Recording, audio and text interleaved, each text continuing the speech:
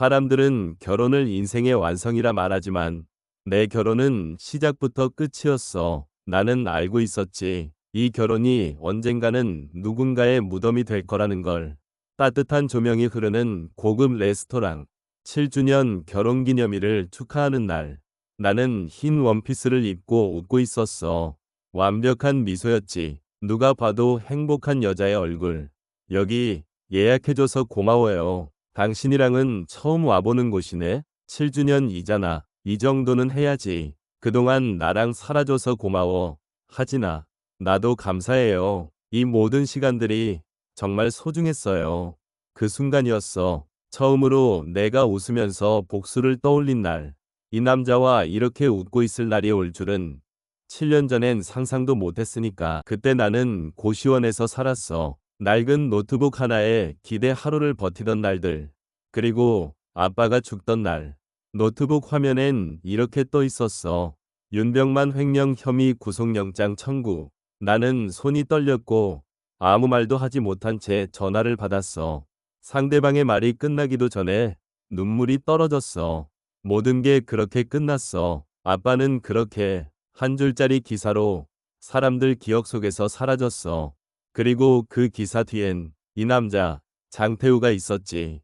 아빠를 무너뜨린 사람, 우리 가족을 박살낸 사람, 내가 복수를 위해 결혼한 사람. 요즘은 뭐 재미있는 거 없어? 피아노는 계속하고 있어? 응, 조용한 게 좋아서. 당신은? 회사 쪽 어때요? 뭐, 늘 그렇지. 능력보단 충성심이 중요하더라고. 오지유. 걔가 요즘 꽤 잘해. 그 이름, 오지유. 처음 들은 이름이지만 이상하게 낯설지 않았어. 이미 알고 있었던 것처럼. 그분 성실하신가 보네요. 글쎄, 아직은 모르지. 사람은 겪어봐야 아는 거니까. 당신 곁에서 웃고 있는 그 여자의 이름이 이제 내 머릿속에 선명하게 박혔어.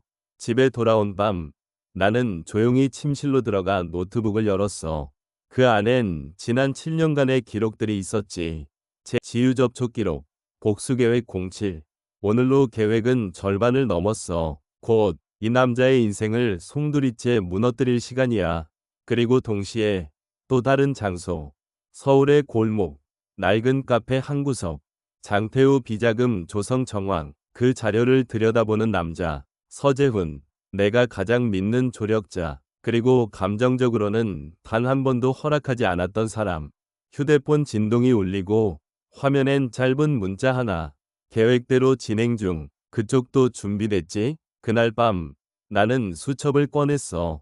7년 전 아빠의 장례식 날 적었던 그 문장을 손가락으로 짚었지. 아빠, 조금만 더 기다려요.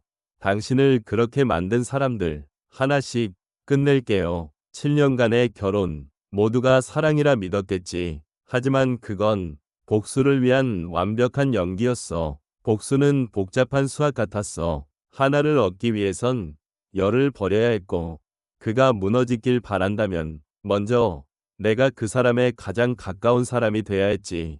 7년 전 겨울, 서울 강남 한복판. 나는 의도적으로 그 남자의 동선을 따라다녔어. 그가 다니는 헬스장, 그가 좋아한다던 와인바, 그가 자주 들르던 회사 앞 카페까지. 처음 말을 건 건 내 쪽이었지. 죄송한데요. 혹시 이 근처에 알토 피아노라는 데 아세요? 그는 처음엔 고개만 끄덕였어. 말수가 적고 경계심도 없진 않았지. 하지만 한 번, 두 번 마주치고 내가 적당히 수줍은 척, 순수한 척 다가가자 그도 어느 순간 마음의 문을 조금씩 열기 시작했어. 피아노 치세요? 조금요. 어릴 때 배웠어요. 요즘은 그냥 취미로. 손이 예쁘시네요. 피아노 잘 칠 것 같아요.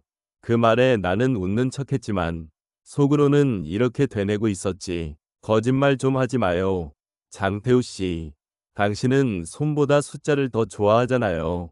그날 이후로 그는 먼저 연락해오기 시작했어. 근처에 괜찮은 전시회가 있는데 같이 가실래요? 이번 주말엔 뭐 하세요? 요즘 하진 씨 생각이 자주 나요. 태우는 내가 짜놓은 틀 안으로 천천히 들어오고 있었고 나는 그 안에서 철저하게 이상적인 여자를 연기했지. 다정하고 순수하고 상처 많은 보호해주고 싶은 여자. 하지만 웃기지. 사실 나는 누구보다 냉정한 얼굴로 그의 비서와 통화를 도청하고 그의 사업 보고서를 분석하고 있었는데 말야. 첫 키스는 그렇게 왔어. 분위기 좋은 레스토랑 테라스, 별이 반짝이는 겨울밤. 그가 나에게 천천히 다가왔을 때 나는 눈을 감았고 그 순간 아빠의 마지막 모습이 스쳐 지나갔어. 아빠의 손이, 냉동고에서 나온 그 시신의 손이 내 볼을 만지던 것처럼 차갑게 식어가던 손. 하지만 나는 눈을 떴고 그와 입을 맞췄어. 그건 사랑이 아니었어. 절대로 사랑일 수 없었지. 그건 계약이었어. 내가 내 마음을 팔고 그의 마음을 얻는 대가로 그가 파멸하게 될 권리를 획득하는 복수의 계약. 그날 밤 고시원으로 돌아온 나는 노트북을 열고 그날을 기록했지.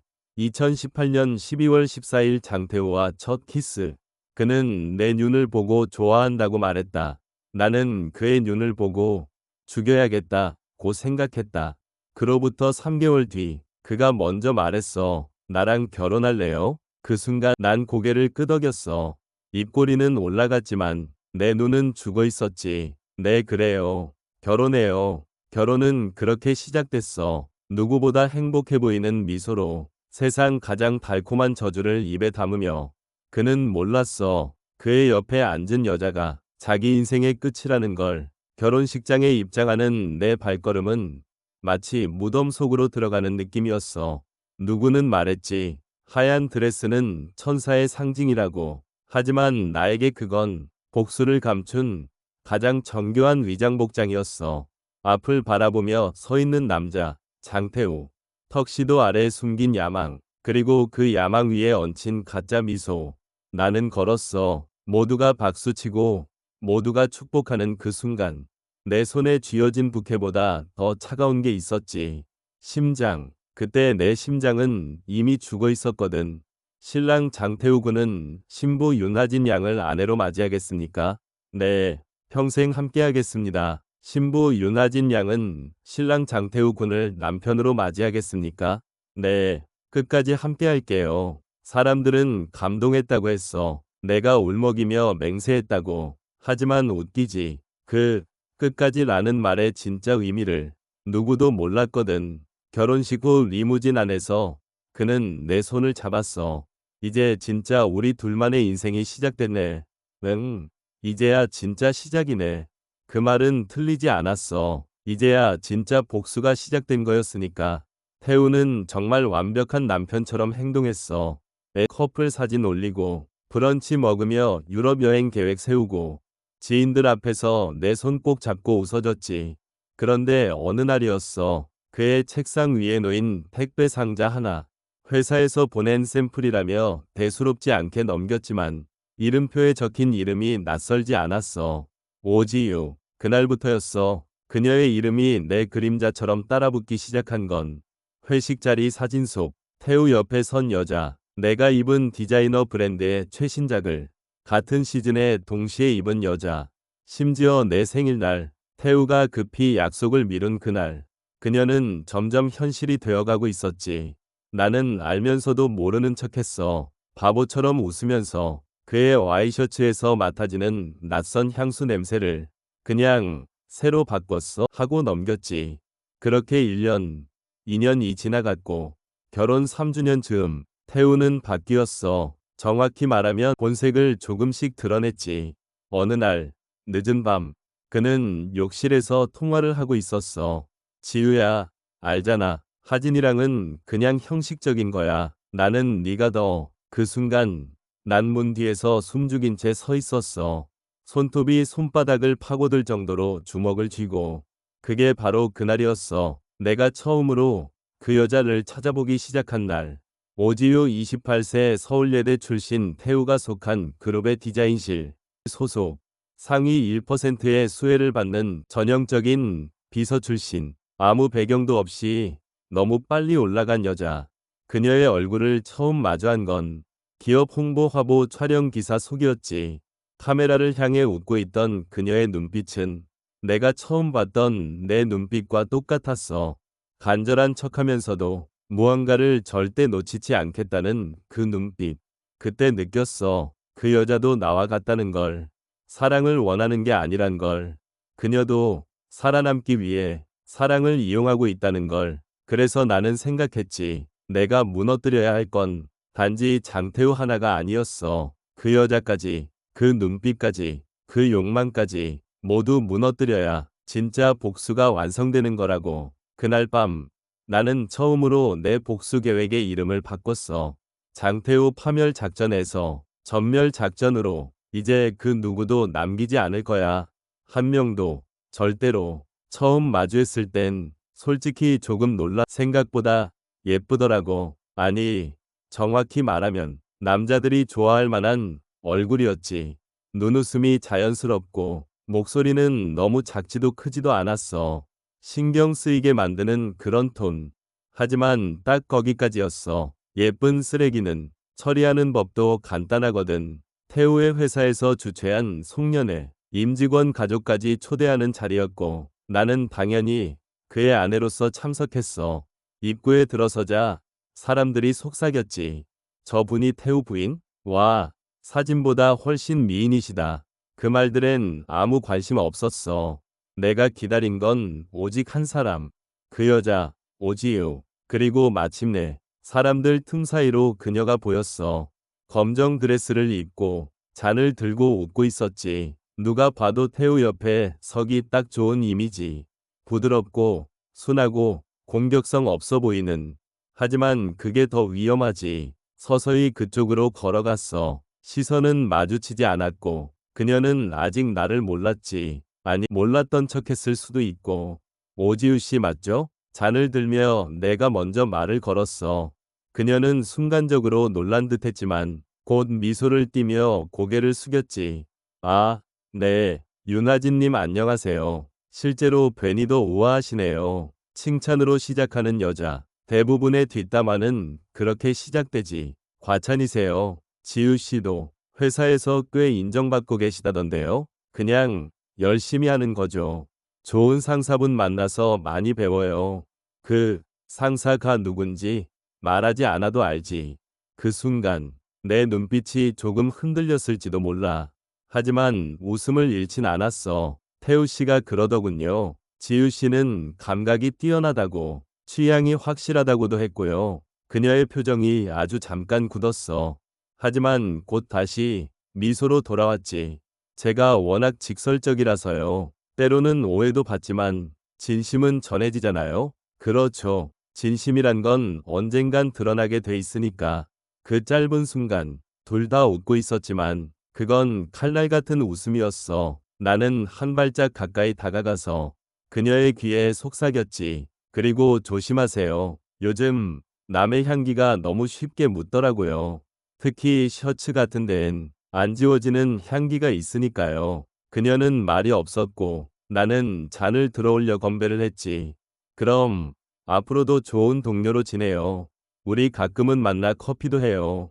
그녀는 고개를 끄덕였지만 눈빛은 흔들렸어. 그게 내가 원한 반응이었지. 그날 밤 집에 돌아와 태우는 아무 일도 없었다는 듯 소파에 누워 드라마를 보고 있었어. 오늘 행사 어땠어? 괜찮았어요. 당신 회사 사람들 다들 매너 좋더라고요. 특히 오지우 씨 정말 감각 있어 보이던데요. 그는 순간 화면에서 시선을 떼지 않고 작게 웃었지. 지우? 걘 아직 어려. 괜찮은 애지만 아직 멀었지. 그렇겠지. 당신 인생 망가뜨리기엔 조금 부족하니까. 그래서 내가 먼저 조금 도와주려고. 거기까지가 그날의 시작이었어. 내가 처음 그녀에게 경고한 날. 그리고 그녀가 처음 나를 무섭다고 느꼈을 순간. 복수라는 건 소리 없이 천천히 균열부터 내는 거야. 단단해 보이는 벽도 속을 조금씩 파고들다 보면 어느 날 갑자기 무너지는 법이거든. 그날도 그랬어. 겉으로는 아무 일 없는 일요일 저녁. 태우는 거실에서 와인을 마시고 있었고 나는 피아노 앞에 앉아 의미 없는 음을 반복하고 있었지. 태우는 내게 말을 걸었어. 그 곡 요즘 자주 치네? 응. 생각할 때마다 손이 먼저 움직이더라고. 무슨 생각? 사람이 어디까지 참을 수 있을까? 그런 생각. 그는 웃으며 와인잔을 들어 올렸어. 아무것도 모르는 표정, 아무것도 의심하지 않는 눈빛. 하지만 그 순간 내 휴대폰엔 서재훈에게서 온 사진 한 장이 도착했지. 장태우 비자금 세탁 정황, 홍콩 법인 계좌 추적 내역, 태우 본인 자필 서명 문서 스캔. 이 자료 하나면 그의 세계에 첫 균열을 낼 수 있어. 서재훈, 내 대학 선배이자 예전에 나와 같은 언론사에서 일했던 사람. 아빠 사건이 터졌을 때 끝까지 진실을 밝혀보자고 말해준 유일한 사람이었어. 그때 난 그 말이 고마워서 그 사람의 손을 뿌리쳤지. 정의 같은 말 나한테 하지 마요. 난 이제 그런 거 못 믿어요. 그는 침묵했지만 그 뒤로 7년 동안 한 번도 나에게 등을 돌리지 않았어. 그리고 지금 그가 움직이기 시작한 거야. 자료 넘길 준비됐어? 그의 메시지에 나는 짧게 답했지. 응, 내일 밤 9시. 다음 날 나는 태우가 회의 중일 때 그의 노트북에 슬쩍 USB 하나를 꽂았어. 눈 깜짝할 사이 자료 몇 개가 복사됐고 그 안엔 그가 몰랐던 정보들도 숨겨뒀지.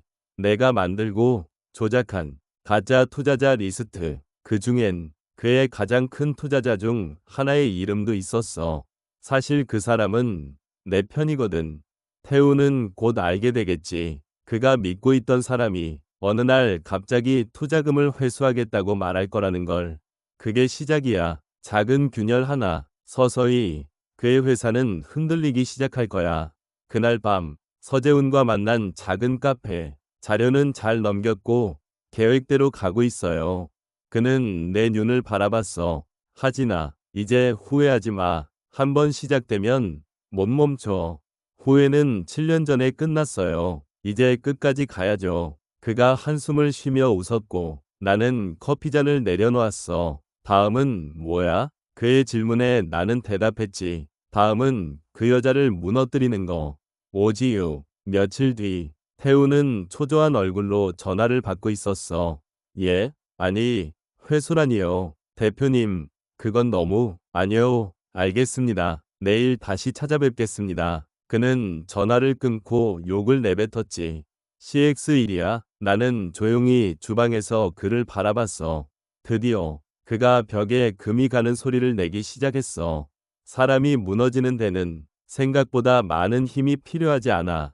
과거 하나만 건드려줘도 그 사람은 스스로 무너져. 오지유. 처음부터 수상했어. 능력에 비해 빠른 승진. 업계 평판과는 너무 다른 평가. 그리고 그녀가 자꾸 숨기고 있는 이름 하나. 지우가 다녔던 대학교. 서울예대 디자인학과. 그녀가 유일하게 언급하지 않는 시절이기도 했지. 나는 서재훈에게 부탁했어. 그 시절 그녀 주변 인물들, 특히 그녀와 룸메이트였던 친구에 대한 정보를 찾아달라고. 이름이 강민서? 응, 지우랑 룸메이트였고 2학기 중퇴한 걸로 되어 있어. 중퇴 사유는 공식적으로는 개인 사정, 비공식적으론 유출 사건이 있었다고 하더라. 유출? 당시 수업 과제를 베꼈다는 신고가 있었고 해당 원작자 오지유. 그 말을 듣고 나는 확신했어. 그녀는 지금 태우 곁에 있기 위해 예전부터 남의 걸 빼앗는데 익숙한 여자였단 걸. 지우가 그 사실을 들키지 않기 위해 어떻게든 그 시절을 숨겨온 이유가 이제야 명확해졌어. 며칠 뒤 지우는 회사 로비에서 하진과 마주쳤어. 우연인 척. 하지만 의도된 만남. 하진님, 어쩐 일이세요? 아, 마침 근처에 일이 있어서요. 태우 씨 점심 같이 하기로 했거든요. 아, 네. 지금 회의실에서 프레젠테이션 준비 중이실 텐데. 지우 씨는 오늘도 예쁘네요. 서울예대 다녔다고 하셨죠? 지우의 표정이 미세하게 굳었어. 평소 같으면 웃으며 받아쳤을 텐데. 이 질문은 그녀의 심장을 정통으로 건드린 거였어. 네, 그랬어요. 민서 씨랑 같은 과였다고 들었는데. 혹시 요즘도 연락하세요? 아니요. 그 친구 중퇴했거든요. 그렇죠. 아쉽네요. 그 친구가 최근에 연락이 닿아서요. 그 순간 지우의 입꼬리가 아주 작게 떨렸어. 그건 두려움이었어. 처음으로 그녀가 들켰을 수도 있다고 느낀 표정. 그때 태우가 내려왔고 지우는 황급히 자리를 피했지. 나는 뒤돌아서며 조용히 웃었어. 이제 시작이야, 지우 씨. 당신이 무너지는데 필요한 건 딱 한 사람의 증언이면 충분하거든. 그날 밤 하진은 강민서를 만났어. 그때 왜 말 안 했어요? 무서웠어요. 지우가 저한테 그렇게 말했거든요. 네가 날 망치면 너도 끝이야. 그 애 그냥 예쁜 애가 아니었어요. 지금 말해줄 수 있어요? 녹음해도 괜찮아요? 민서는 잠시 망설였지만 이내 고개를 끄덕였어. 그래요. 이제는 말할게요. 그 순간부터 지유의 과거는 하나둘 조각처럼 흩어지기 시작했어. 며칠 후 회사 게시판엔 익명의 제보글이 올라왔지. 특정 디자이너가 과거 학창시절 타인의 작품을 도용했다는 제보가 있습니다. 지금도 그 실력에 비해 지나치게 빠른 성장이 문제라는 의견이 있습니다. 이름은 없었지만 모두가 누구를 말하는지 알았지. 지우는 그날 하루 종일 회의실에서 나오지 않았어. 그녀의 발끝이 흔들리고 있었어. 그리고 나는 그걸 조용히 바라보며 커피를 마셨지. 잘 어울리네. 바닥에 주저앉은 여자 모습도 사람은 말에 쉽게 속아. 특히 사랑에 빠진 사람은 사실보다 느낌에 더 흔들리지. 그래서 나는 느낌을 심기로 했어. 태우와 지우 사이에 사랑이 아니라 위심이라는 이름의 감정을. 지우는 반격하려고 했어. 내가 예전에 했던 것처럼 태우를 꽉 잡고 있던 줄을 다시 조이려고. 어느 날 밤 태우는 조금 흐트러진 얼굴로 집에 들어왔어. 하진아, 회사 안에서 이상한 소문이 도는 것 같아. 소문이요? 무슨? 누가 지우 얘기를 돌리고 있대. 나랑 뭐가 있는 것처럼. 그럼 없어요? 그 순간 그의 눈이 잠깐 흔들렸어. 하진아, 그건 아니에요. 대답 안 해도 돼요. 그냥 누가 그런 말을 퍼뜨렸을까 궁금하긴 하네요. 나는 웃으며 고개를 끄덕였고 태우는 결국 아무 말도 하지 못했지. 며칠 전이었어. 그의 노트북에 USB를 꽂던 날. 나는 단순히 문서만 복사한 게 아니었어. 회사 메신저 로그, 메일, 접속 기록까지. 그 모든 걸 통째로 백업해뒀고 그 파일은 재훈에게 넘어갔지. 그날 카페에서 그가 태블릿을 넘기며 말했어. 하진아, 얘네들 업무용 메신저로 연애하고 있더라. 익명 계정까지 쓰면서 삭제한 건 대부분 복구됐어. 이건 특히 재밌더라. 그가 내게 보여준 한 줄. 하진이 바보인 줄 알았는데 의외로 똑똑해. 하지만 뭐 어때? 어차피 내가 이길 거야. 나는 그 글을 보며 조용히 웃었어. 이제 그 오만한 말, 그 남자에게 그대로 돌려줘야지. 그리고 다음 날, 그 문장은 익명의 첩보처럼 태우의 메일함에 도착했어. 그는 화면을 오래 들여다보다가 천천히 핸드폰을 집어들었지. 지우야, 오늘 회사 끝나고 따로 보자. 지우는 그날 하루 종일 손톱을 물어뜯고 있었고 태우는 점점 감정이 사라지는 눈빛을 하기 시작했어. 그녀는 몰랐겠지. 그 문장이 자기가 직접 한 함정이라는 걸. 그날 밤 나는 조용히 웃으며 와인을 따라 둘 다 이젠 끝났네. 이제 남은 건 정리뿐이야. 퇴근 직전 텅 빈 사무실 안. 창가에 혼자 앉아있던 지우는 눈시울이 벌개진 채 태우를 바라봤다. 지우야, 얘기 좀 하자. 할 얘기 없어요. 매일 익명으로 온 거 봤어. 너 얘기 같아서. 그래서요? 봤으면 뭘 좀 해줘야 하는 거 아냐? 태우는 숨을 내쉬었다. 솔직히 진짜 네가 쓴 건지도 모르겠고 내가 괜히 반응하면 더 커질까 봐. 지우는 비웃듯 고개를 저었다. 그래요. 난 당신한텐 그냥 골치였던 거죠. 지우야, 그건 아니야. 아니긴 뭐가 아냐. 하진 눈치 보느라 나한텐 말 한마디 못하잖아. 그녀는 울먹이며 가방을 들었다. 됐어요. 정리할게요. 더 기대도 안 할게. 그리고 회의실 문을 열고 나가버렸다. 남겨진 태우는 말없이 그 자리에 앉아 있었다. 그 순간 무언가 중요한 게 끊어져 나가는 소리가 났다. 그날 밤 조용한 집. 태우는 소파에 앉아 와인을 마시고 있었다. 하진이 다가와 옆에 앉았다. 오늘은 유난히 피곤해 보이네요. 회사 쪽에서 좀 일이 있었어. 무슨 문제라도 생겼어요? 태우는 잔을 굴리며 말을 꺼냈다. 익명 메일 하나 받았는데 내용이 좀 거슬려서 누가 보낸 건데요? 모르지. 누군가 날 겨냥해서 쓴 건 확실해. 나에 대해 이상한 식으로 말하더라고. 하진은 조심스럽게 물었다. 혹시 저에 대한 얘기도 있었어요? 태우는 순간 눈을 마주쳤지만 이내 고개를 저었다. 아니, 당신 얘긴 없어. 하진은 미소 지으며 고개를 끄덕였다. 그래도 기분 나빴겠네요. 그냥 신경 쓰이더라. 그의 눈엔 지친 기색이 역력했고 하진은 그 타이밍을 놓치지 않았다. 요즘 회사 일 얘기 듣다 보니까 문득 옛날 기사 하나가 떠올라. 어떤 기사? 7년 전쯤이었나? 윤병만 씨 사건. 기억나요? 태우는 순간 눈빛이 흔들렸다. 그 사람, 언론사 사장 맞지? 맞아요. 횡령 혐의로 몰려서 결국 투신했다는 그 사람. 왜 그 얘기를 갑자기 해? 그냥 요즘 회사 얘기랑 좀 겹쳐 보이더라고요. 그 기사. 제보 출처가 당신 회사 PR실이었. 태우는 아무 말도 하지 않았다. 그리고 그 사람 회사랑 당신네 회사랑 인수 협상 중이었다는 얘기도 있었고. 하지나 그때 그 사람 죽기 이틀 전에 유서 대신 남긴 메모에 나는 떳떳하다. 딱 그 한 줄 있었다고 하더라고요.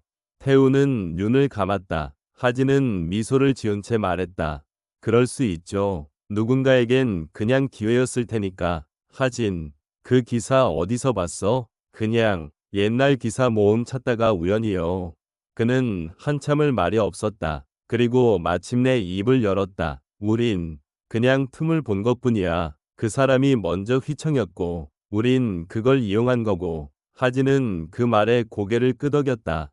그래요. 기회였겠죠. 그리고 조용히 일어났다. 사람이 죄책감이 있을 땐 이상하게 오래된 기억이 자꾸 떠오른대요. 그날 밤 하진은 노트북을 열었다. 윤병만 사건 피해 제보 확인 태우 반응 확보. 그 아래 조용히 덧붙였다. 지유 관계 종료. 태우 불안 유도 성공. 내부 고발 시나리오 진입 가능. 그리고 마지막 줄. 2단계 진입. 월요일 아침. 태우의 회사 내부 메일함에 동시에 도착한 한 통이 메일. 제목 내부 제보 장태우 대표 비자금 조성 및 회사 자산 유용 관련 내용. 홍콩 법인 명의 계좌 내역 스크린샷. 서명된 내부 문건 스캔본. 인수건 관련된 외부 로비 정황. 사실이 밝혀질 때까지 진실은 기다리지 않습니다. 내부인. 메일이 도착한 지 30분 만에 주주들 쪽에서 연락이 쏟아지기 시작했고 오전 10시 임원회의는 비공식적으로 긴급 소집됐다. 진짜야? 장 대표. 이거 다 당신 도장 찍힌 문서인데? 회사 자산 유용이라니. 이거 언론에라도 세면 바로 주가 폭락이야. 임시 주주총회 소집 요청 들어갔답니다. 태우는 말이 없었다. 입술을 꾹 다문 채 속으로 뭔가를 곱씹고 있었다. 그는 알았다. 이건 단순한 우연이 아니라는 걸. 누군가 분명히 계획하고 있었단 걸. 같은 시간 지유의 사무실 책상 위엔 갈색 서류 봉투가 하나 놓여 있었다. 보낸 사람 이름은 없었다. 겉면엔 단 하나의 문장. 사랑. 끝나고 나면 증거만 남아요. 그녀는 봉투를 조심스럽게 열었다. 안에는 자신과 태우가 나눈 메시지 기록 스크린샷. 호텔 로비에서 나오는 CCTV 사진. 그리고 하진이 참석한 모임날 태우와 함께 있던 지유의 무표정한 사진. 지유는 하얗게 질린 얼굴로 뒤로 물러섰다. 손이 떨리고 숨이 가빠졌다. 누구야? 누가 이런 걸? 그때 휴대폰에 문자 한 통이 도착했다. 발신번호 없음. 뺏은 만큼 빼앗기기도 쉬워요. 기억하죠? 지유는 그 자리에 주저앉았다. 한편 하진은 창밖을 보며 차를 마시고 있었다. 그녀의 노트북 화면에는 실시간 뉴스 속보창이 깜빡이고 있었다. 제2그룹 장태우 대표. 내부 고발 위혹. 회사 측. 사실무근. 입장 밝혀. 그녀는 조용히 마우스를 움직여 한 폴더를 열었다. FINALPUGGLE. 집. 그 안엔 태우가 사적으로 거래한 미공개 정보 파일. 그리고 지유의 음성 녹음 파일이 담겨 있었다. 하진이 바보인 줄 알았는데 그래도 결국 내가 이길 거야. 태우 씨가 나 선택할 거니까. 그 목소리를 다시 들으며 하진은 잔을 내려놓았다. 결국 다들 착각하고 있었지. 사랑이라고 믿었던 건 자기만의 욕심이었다는 걸. 그녀는 노트북을 닫고 일어났다. 이제 마지막 수순만 남았네. 그날 저녁 태우는 회의실에 혼자 남아 있었다. 문득 하진이 자신을 지켜보고 있다는 섬뜩한 기분이 들었다. 설마 그는 천천히 고개를 들었지만 아무도 없었다. 하지만 그 순간 누군가 모든 걸 꿰뚫어보는 듯한 그 조용한 눈빛이 머릿속을 스쳐 지나갔다. 그리고 그 눈빛은 낯설지 않았다. 퇴근 후 집에 돌아온 태우는 무거운 몸을 끌고 현관문을 열었다. 거실 불은 꺼져 있었고 조용했다. 낯선 기운이 감돌았다. 소파엔 하진이 앉아 있었다. 와인잔을 손에 들고 그를 바라보고 있었다. 왔어요?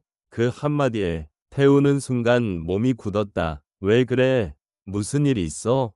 그녀는 잔을 내려놓았다. 얘기 좀 해요. 진짜 얘기. 태우는 조심스레 맞은편에 앉았다. 7년 전 그날 기억나요? 윤병만 씨, 내 아버지요. 내 아버지. 당신이 죽였어요. 태우는 그대로 얼어붙었다. 하진아. 무슨, 당신이 넘긴 내부 자료. 그게 기사로 터졌고 그 여파로 아버진 세상에서 사라졌어요. 하진은 노트북을 열어 화면을 그에게 돌렸다. 영상 하나가 재생되었다. 나는 죄인이 아니다. 하지만 끝까지 싸울 자신이 없다. 가족들에게 미안하다. 이거 아버지가 죽기 5시간 전 남긴 영상이에요. 유서였죠. 태우는 화면을 응시한 채 말을 잃었다. 그러나 하진의 말은 멈추지 않았다.